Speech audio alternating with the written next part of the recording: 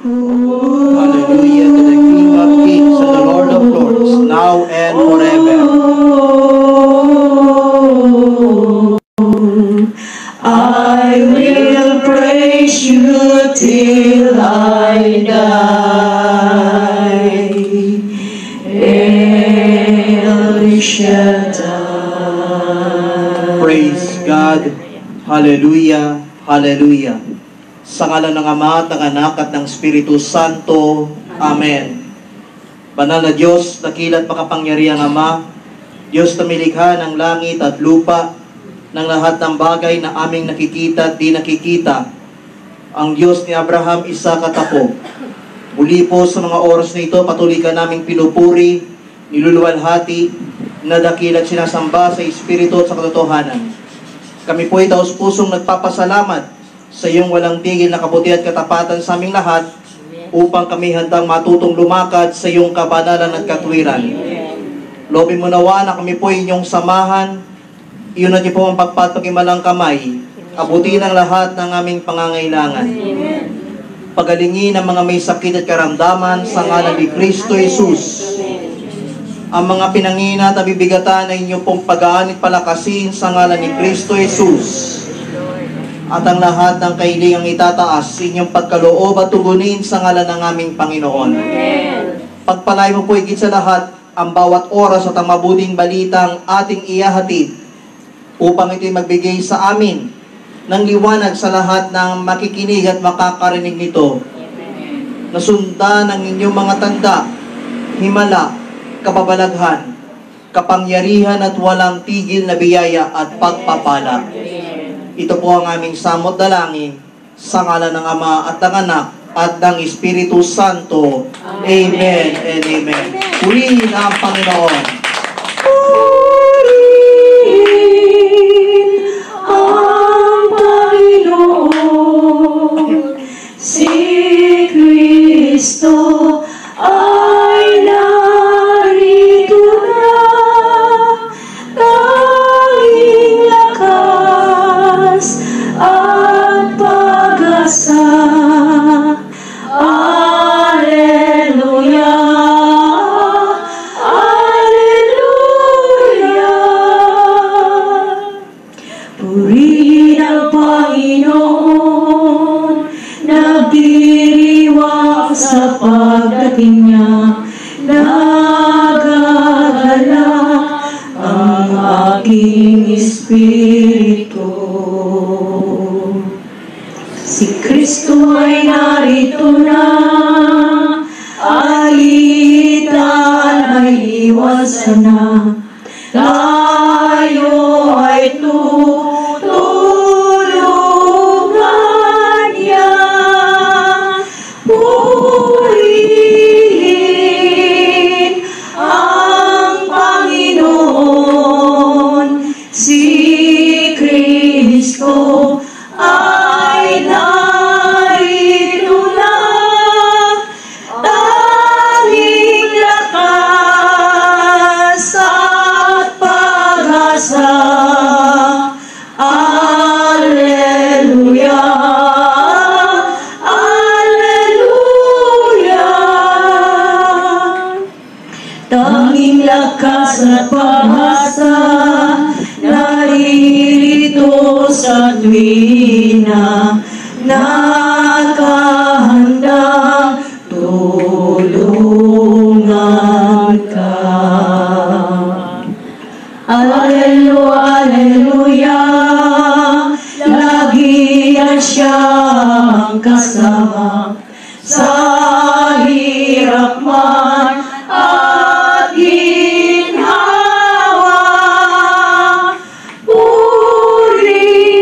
Purihin ang Panginoon, si Kristo ay narito na, tanging lakas at pag-asa.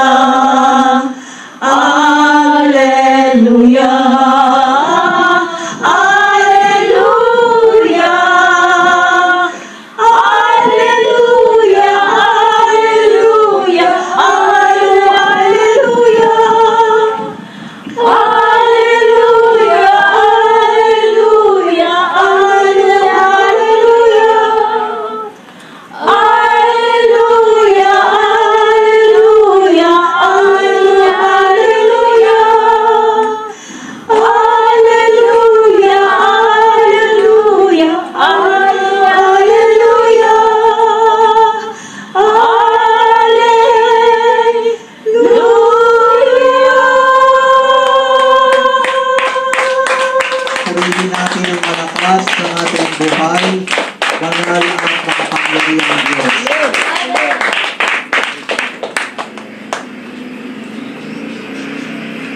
Brethren, ating pong tunghayan ang mabuting balita na ating pagsasalu-saluhan.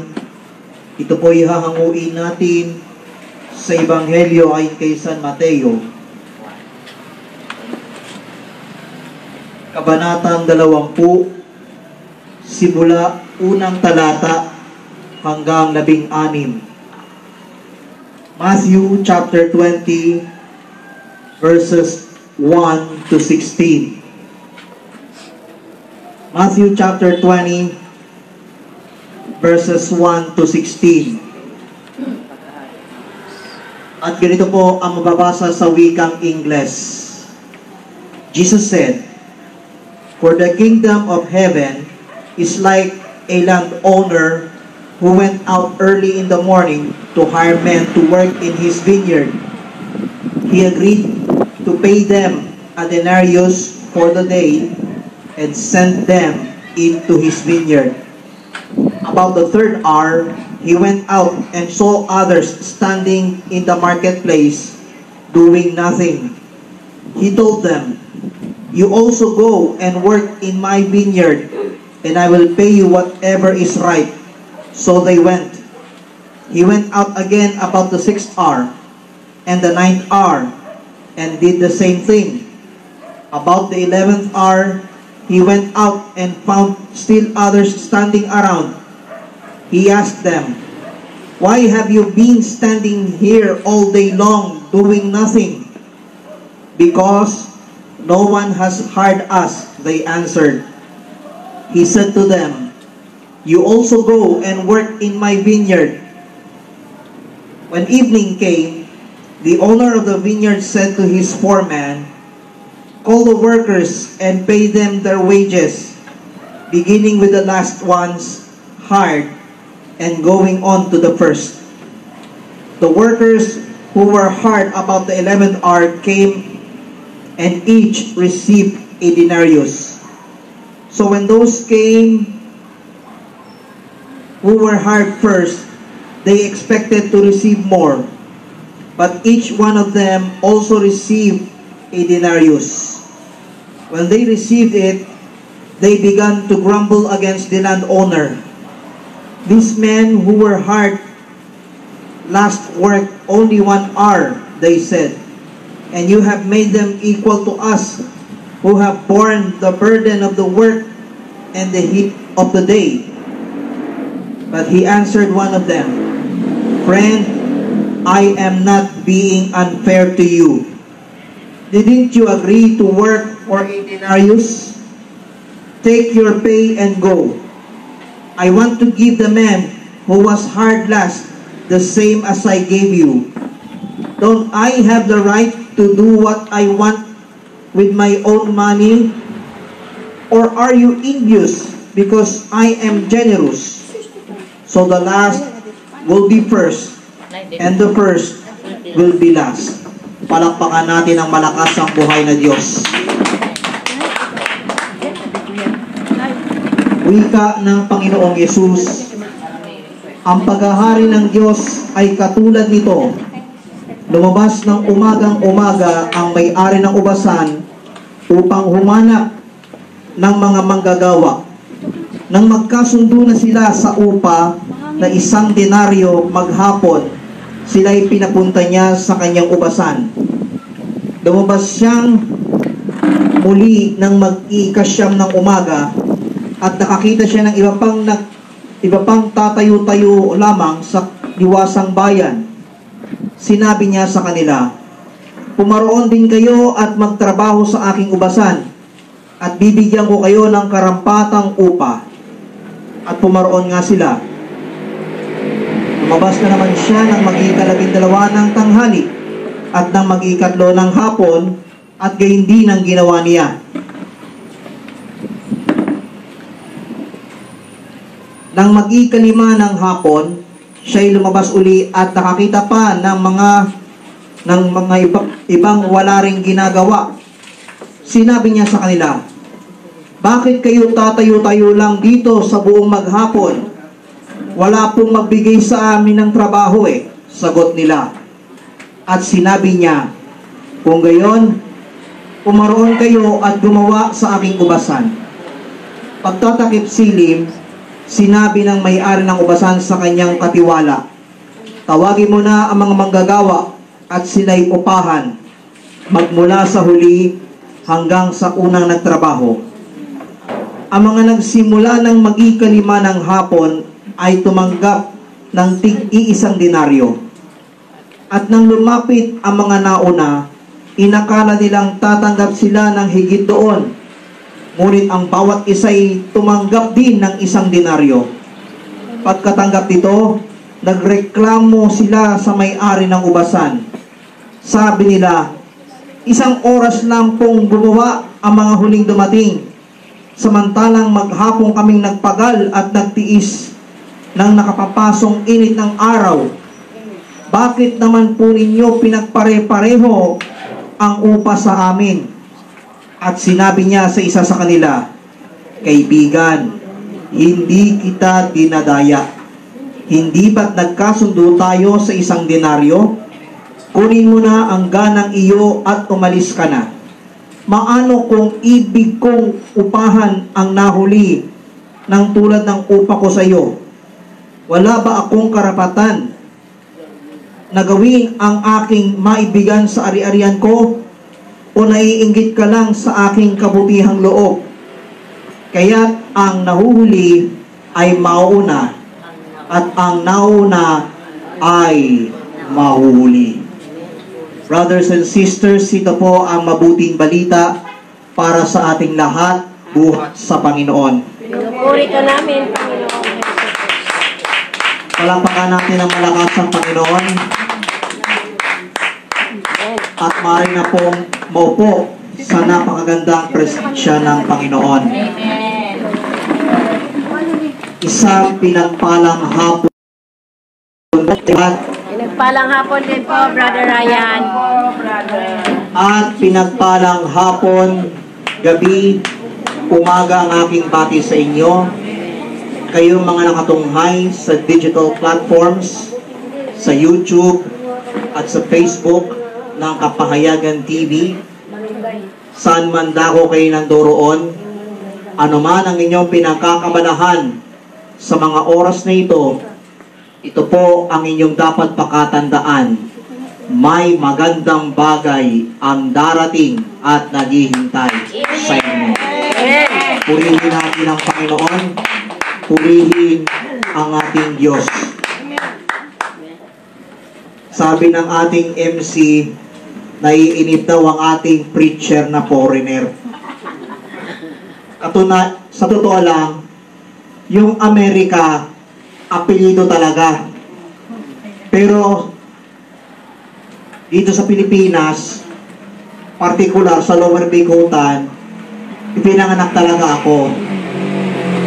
Since October 26, 1983.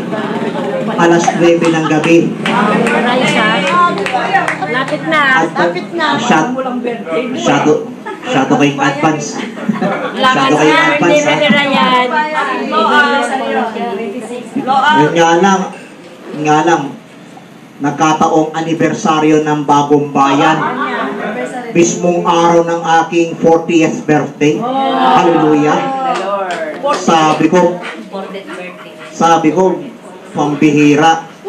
Kung kailan ako nagse-celebrate ng birthday, saka pa sinabayan ng anibersaryo ng Bagong Bayan At least chapter. bongga. Hallelujah. Punta kami doon, ha? By the ways, hindi lang basta handa ang aking dalangin sa ating Panginoon dahil nataong anibersaryo ng Bagong Bayan sa mismong petsa ng aking kapanganakan. Ang aking dalangin on my 40th birthday at kasabay ng anibersaryo ng Bagong Bayan chapter, I think 38 years na rin ang Bagong Bayan chapter. 38 years na, no? 38 years na ang Bagong Bayan chapter, ano, sister? Yes, Mas brother. matakin mo ang gawain 39. Samantalang ang Bagong Bayan chapter, magte-38 pa lang. Gayon pa man, ang dalangin ko sa aking kaarawan sa October 26 at kasabay ng 38th anniversary ng Bagong Bayan chapter, millions of blessings ang bubuhos sa bawat isa. Ipalakpak ninyo para mapupunti na.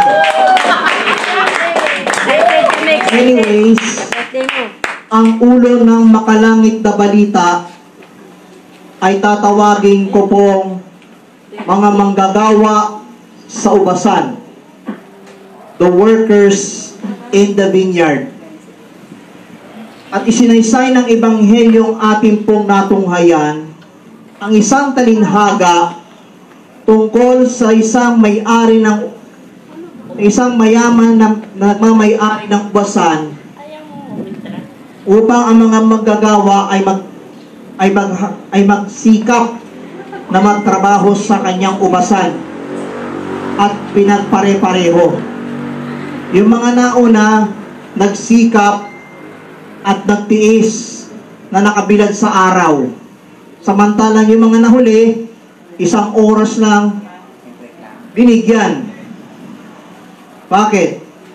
Kahit sila yung mga huling nagtatrabaho, binigyan pa rin ng tag-isang denaryo nang walang reklamo. Eh yung mga nauna, akala nila bibigyan sila ng mas malaki. Ang hindi nila alam, sila'y tumanggap din ng tig-iisang denaryo. Ang problema, itong mga nauna, reklamador. Amen? Amen. Ang sabi ng mayaman na yun, doon sa isa sa mga manggagawang nauna, hindi ko kayo dinadaya. Kaya binigay ko yung upa sa mga nahuli. Wala ba akong karapatang ibigay ang ibig ko? O ikaw ay naiinggit dahil sa aking kagandahang loob? Kaya't ang mga nahuhuli ay nauuna. At ang mga nauna ay mahuhuli. Kaya kung ako po sa inyo, every Wednesday, at bago dumating ang inyong 7th anniversary sa 25 ng susunod na buwan, magpatotoo kayo kung paano kayo tinugon ni Yahweh El Shaddai. Amen? Kung kayo'y mga manggagawa sa upasan ng Diyos. And our password para sa linggong ito is the 3 W's of workers in the vineyard. 3 W's of workers in the vineyard. The first W of workers in the vineyard stands for worthy. Worthy.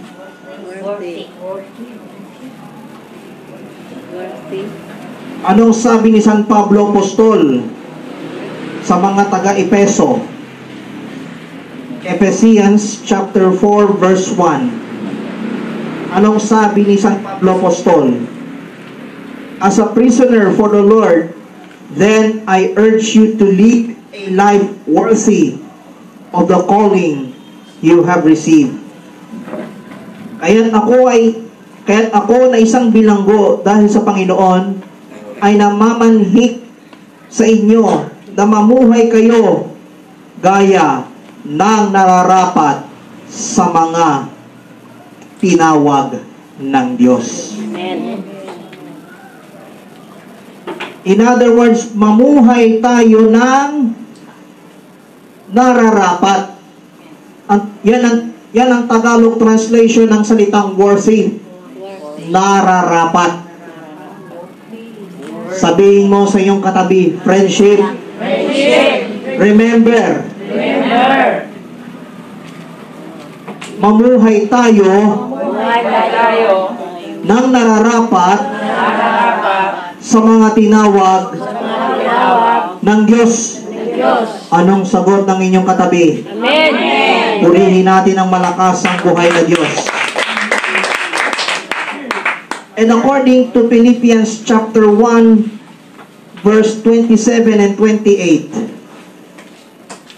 ito ang sinabi ni San Pablo Apostol, whatever happens, conducting yourselves in a manner worthy of the gospel of Christ, then whether I come and see you or only hear about you in my absence, I will know that you stand firm in one spirit, contending as one man for the faith of the gospel, without being frightened in any way by those who oppose you.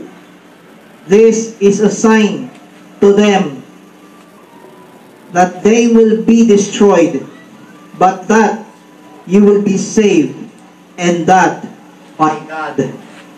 Kaya nga, mga kapatid, pagsikapin ninyong mamuhay ayon sa mabuting balita tungkol kay Kristo. Sa gayon, makabalik man ako sa inyong piling o hindi, makatitiyak akong kayo'y nananatili sa isang layunin at sama-samang ipagtatanggol ang mabuting balita. Huwag kayong matakot sa inyong mga kaaway, pagkat ito ang palatandaang sila ay mapapahamak at kayo'y ililigtas ng Diyos. Nararapat lang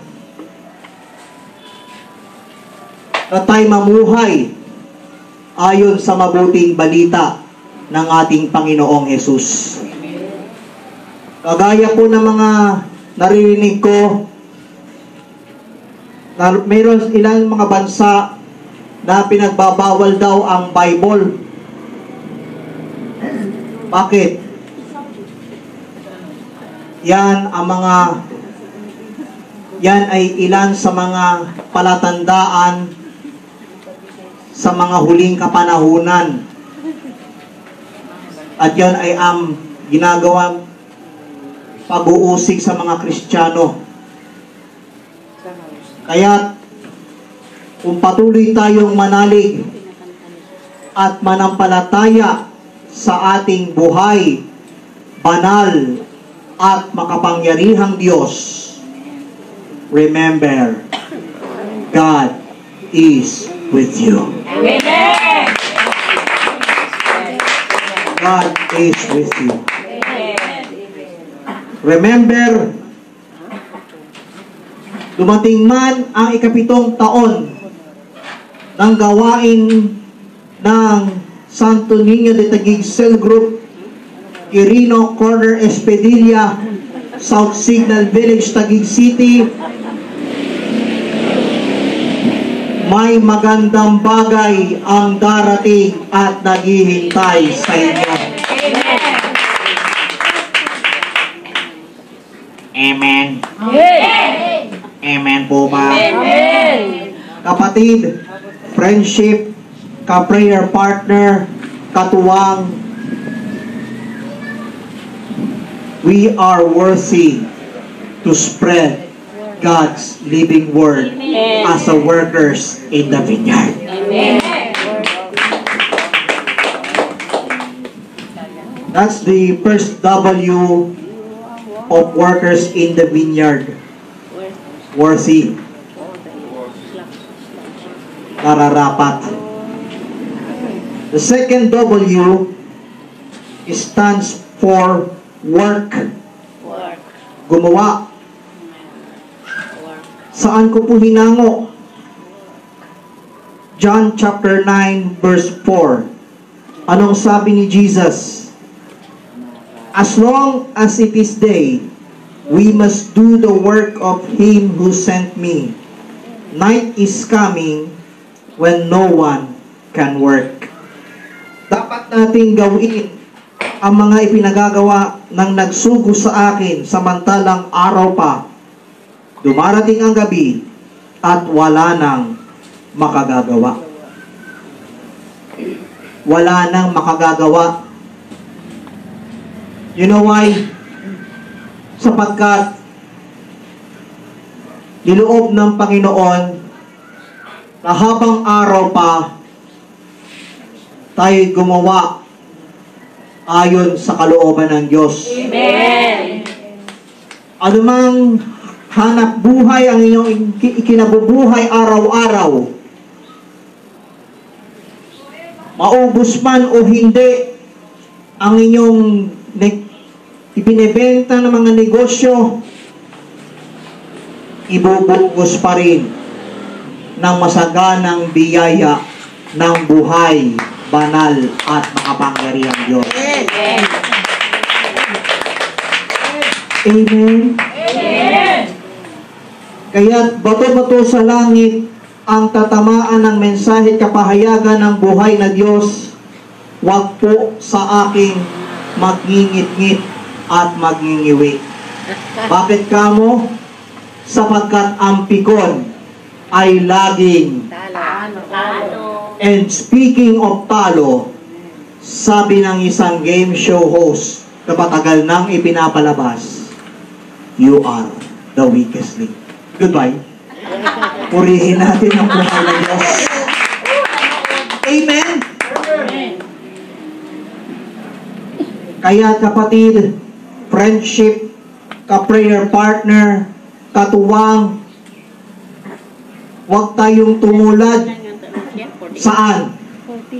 Doon sa mga naunang gumawa, inabutan lang ng isang denaryo, overreacted na naman. Puro reclams. Bakit? Pinagpareha lang ang gusto mas malaki. Totoo hindi? Tama po ba o tama? Tama. Kala ko sinungaling. Palakpakan natin ang buhay na Diyos. So kapatid, friendship, ka-prayer partner, katuwang, at kayo mga nanonood sa digital platforms, remember, ayon sa huling talata ng ating Ebanghelyo, yaong mga nahuli na magiging una at yaong mga nauna ay mahuhuli. Amen. Purihin si Yahweh El Shaddai ng malakas. Amen. Now, as part of being workers in the vineyard, lalo na dito sa Quirino Extension, Corner Espidilla, South Signal Village, Taguig City, huwag kayo magtataka kung bakit pagdating sa English may diction. Sa Amerika. How much more kahit sa FB Live o even sa YouTube Live, may mga dayuhang napagpala Amen. sa pamamagitan lang ng mensahe ng Diyos. Amen. Nakalive sa digital platforms. Amen.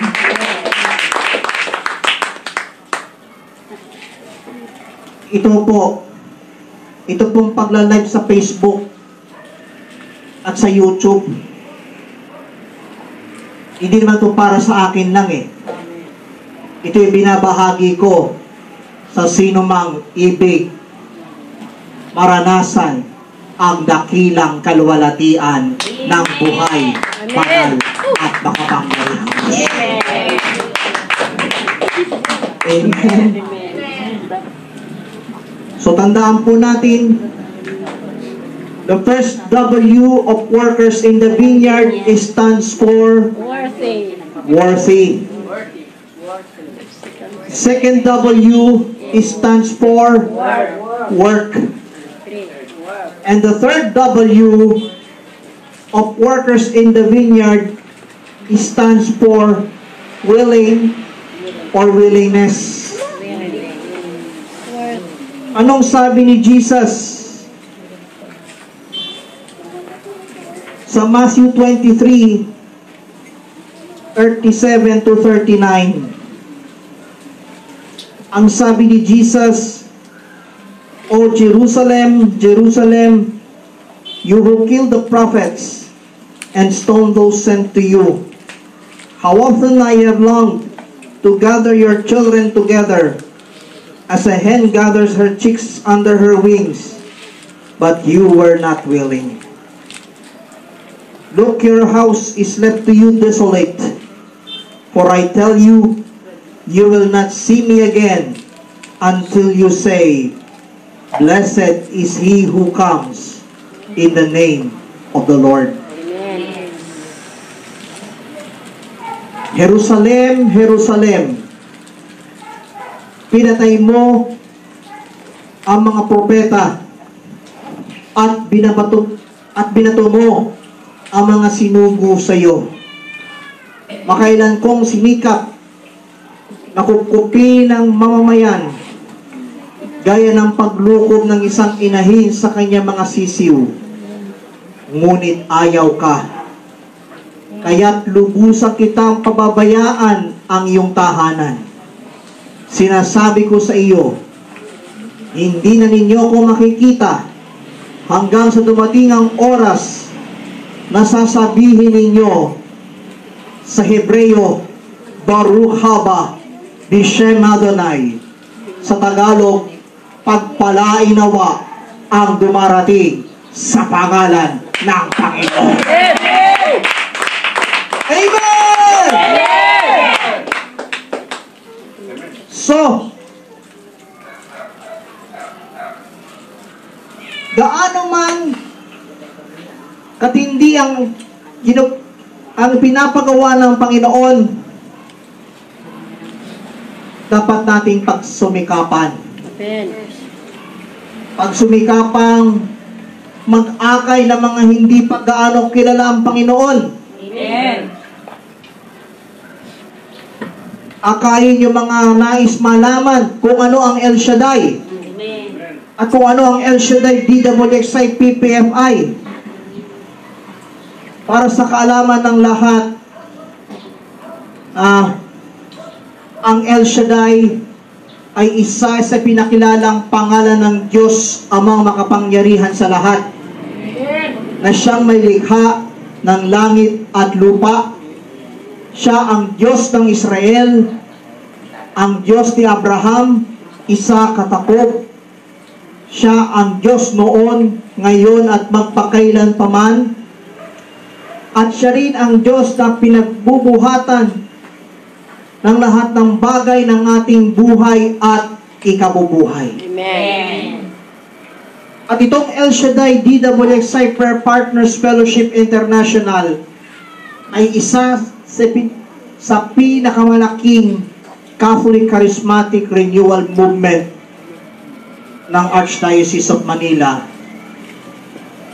na nagsimula sa isang maliit na himpilan ng radyo.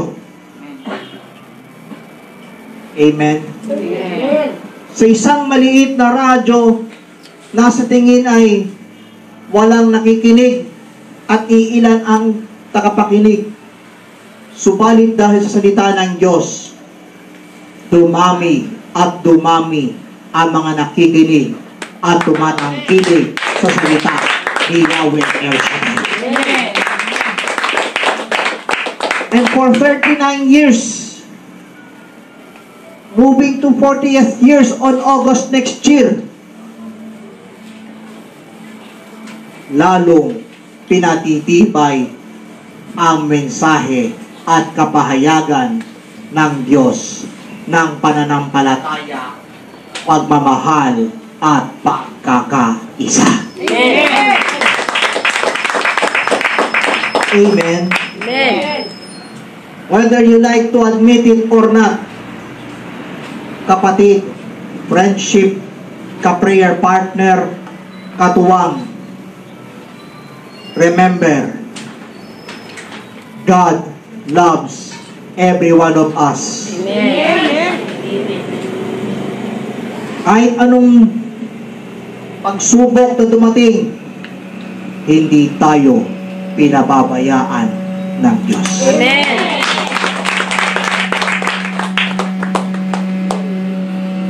Alam niyo po, isa sa nakaka-inspired at na aking narinig mula sa ating punong lingkod nung time na siya'y nakaratay sa Philippine Heart Center. That was 1978. Binuksan sa kanya ang salita ng Diyos na nakalagay sa 1 Corinthians chapter 10 verse 13.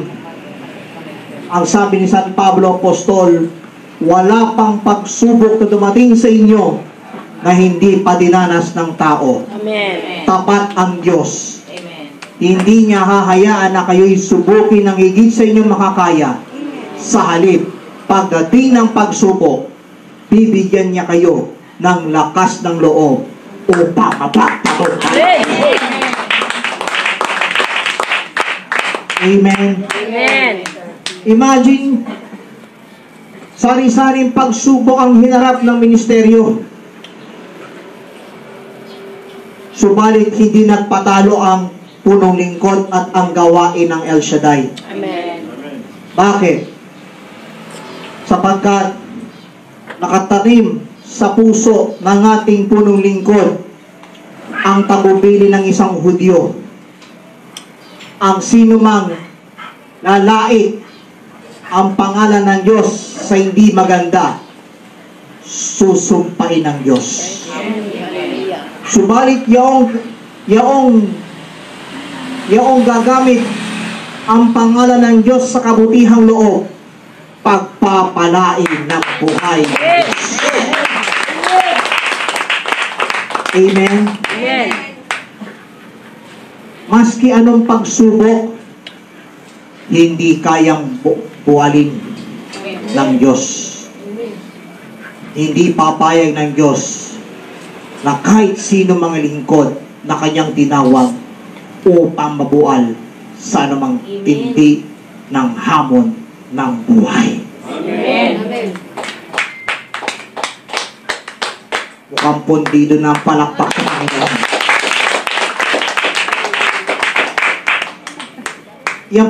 Yung pagpalakpak na yan, hindi ito para sa akin eh. Ang pagpalakpak yan ay para sa kalwalatian ng Diyos. Amen. And remember, ang sabi ni Jesus, I am with you always to the very end of the age. Amen. Amen. Amen. Amen. Amen. Palakpakan natin ang buhay na Diyos. Isa natin kapatid natatawa pag sinabi kong Amen. Ang pag-amen, in other words, Sa ngayon. para tila ang sinasabi natin, so be it. Yes, Lord. Amen. Amen. So tandaan po natin itong tatlong W ng workers in the vineyard. First W stands for Worthy. worthy. Second W stands for Work. and the third W stands for Willing. willing or willingness. And the bottom line is, inaniyan ko po kayong tumayo. Huwag tayong tumulad sa mga naunang nagtrabaho na biglang nagreklamo dahil sa isang denaryo na inabot sa kanila ng namamahala ng ubasan. Sapagkat ang mga nahuli ay mauuna at yaong mga nauna ay mahuhuli. Purihin natin ang Panginoon. Purihin ang Diyos. At bilang mga tinawag at pinili ng Panginoon sa ubasan, inanya ko po kayong itaas ang inyong mga kamay. Pikit ang inyong mga mata. At maging kayong mga nanonood sa digital platforms. Be with us in this prayer. Sabihin natin lahat, Panginoon, Panginoon, patawad po, kung kami ay masyadong nagiging overreacted kung bakit pinagpare-pareho ang aming natatanggap. Patawad din po kung kami po ay nagkamali at nagkulang sa iyong pangalan. Kaya naman, Panginoon, forgive me. Huwag mo kaming ipahintulot sa matitinding pagsubok, kundi ilayo mo kami sa lahat ng uri ng kasamaan. Ibilang mo kami sa mga pinili at hinirang bilang iyong pinili at tinawag sa iyong ubasan sa ngalan mo, Jesus. Taas ang inyong mga kamay and let's sing this song.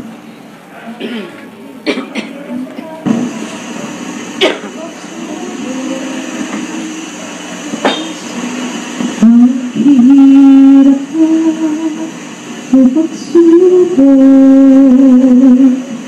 ang humahadlang sa'yo. Problema ba ito? O pag-ibig na bigo ang sa'yo'y nagtataboy upang hindi magpatuloy. Ang tawag ba'y na walang bigla, nang walang dumating na mga pagpapala. Tatalikod ka pa sa kanyang ipinagagawa na ang mabuting balita'y ihahayag sa Manila. Ikaw ay hinirang, pinili ng Panginoon upang maglingkod sa Kanya habang panahon. Tinawag ka niya upang gampanan ang dakilang bagay na sa'yo'y iniatang. Ang tawag ba niya'y na walang bigla, nang walang dumating na mga pagpapala. Tatalikod ka ba sa kanyang ipinagagawa na ang mabuting balita'y ipahayag sa Manila? Ikaw ay hinirang, pinili ng Panginoon upang maglingkod sa Kanya habang panahon. Tinawag ka niya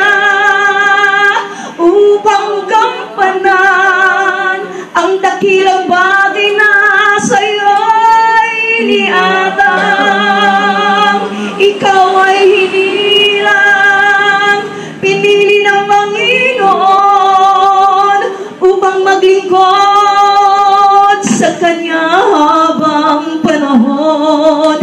Tinawag Kanya upang gampanan ang dakilang bagay na sa'yo'y iniatang.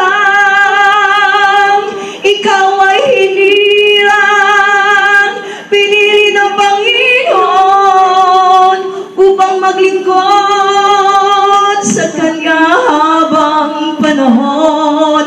Tinawag Kanya upang gampanan ang dakilang bagay na sa'yo'y iniatang. Yes, hallelujah. Ang dakilang bagay na sa'yo'y iniatang.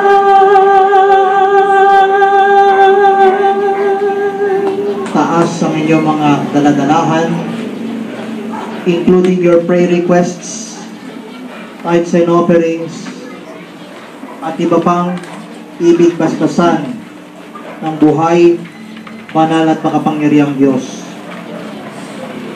Iyong mga nakitunghay sa digital platforms, di ko man mabasa ang inyong mga comments, lalo tigit yung mga hiling, ipapanalangin ko po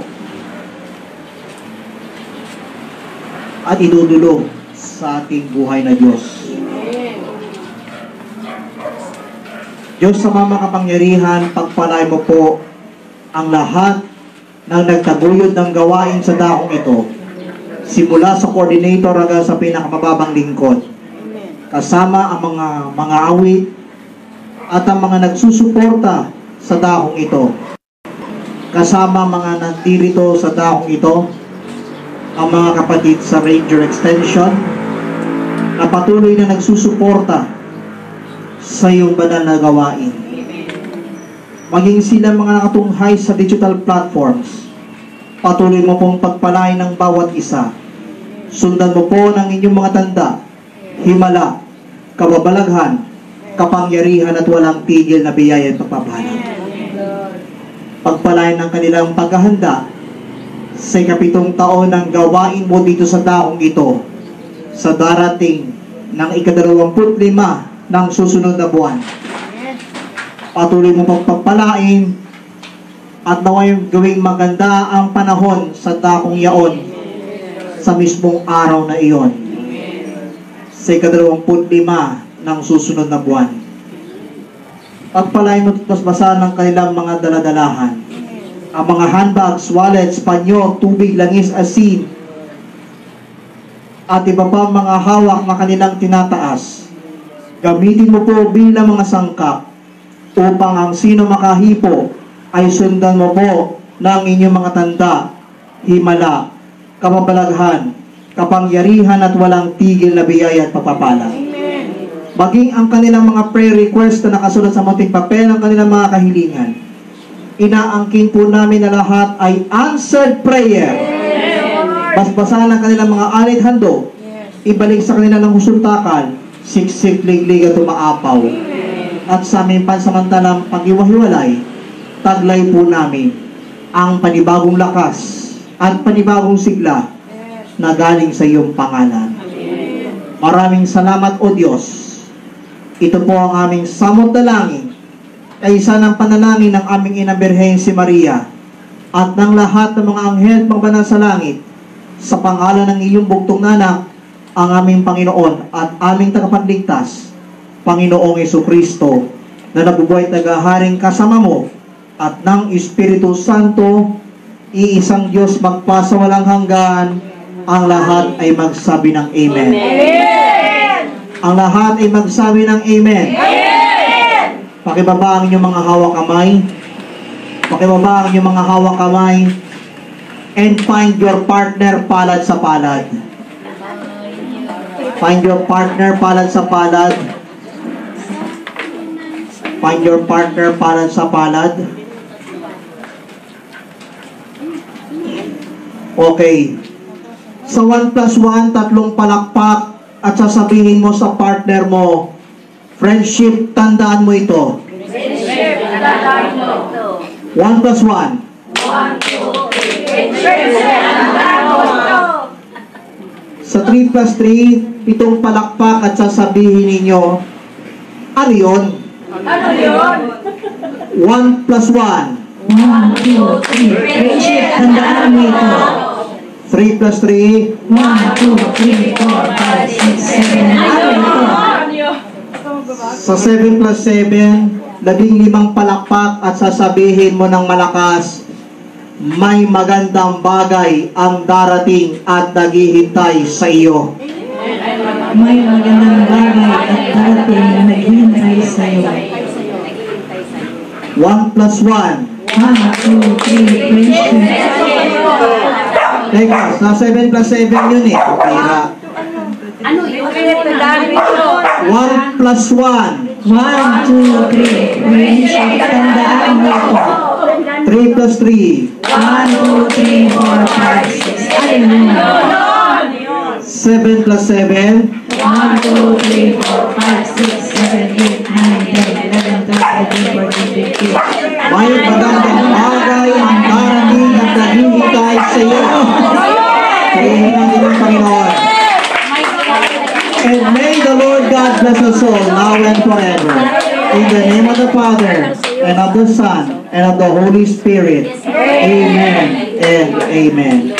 Let's give Him thanks with a grateful heart.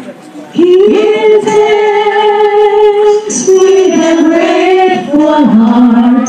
Give thanks to the Holy One. Give thanks because it's given